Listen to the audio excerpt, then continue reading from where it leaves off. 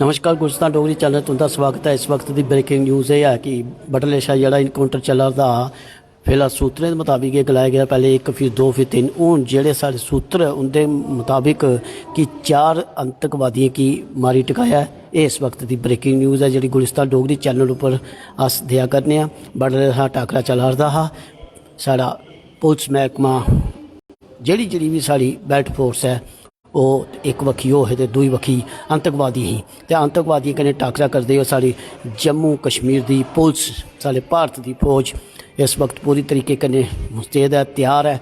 जेकर कोई साढ़े भारत की तरफ अखी चुकिए दिखा दा तो उसी मारी टकाई दिया दा।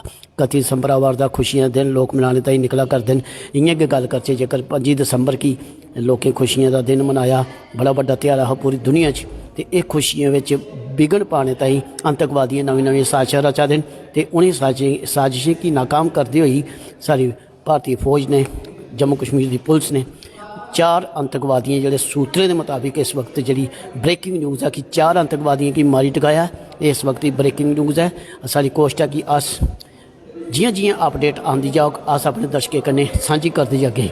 जियां बडले साढ़े संवाददाता जोड़े सारे सहयोगी दविंदर होरें तुसें गलाया हा कि 1-2 आतंकवादियों की मारी टकाया फिर 3 आतंकवादी की हूँ की जी ब्रेकिंग न्यूज़ है अस अपडेट देआ रहे सूत्रें के मुताबिक कि 4 आतंकवादी की मारी टकाया टाकरा फिलहाल चला रहा है। जेकर कोई होर अपडेट आती है अस वो भी तुंदे कन्नै शेयर करते हैं। बने रहो गुलिस्तान डोगरी चैनल कन्नै। जय डुग्गर जय डोगरी ते जय भारत।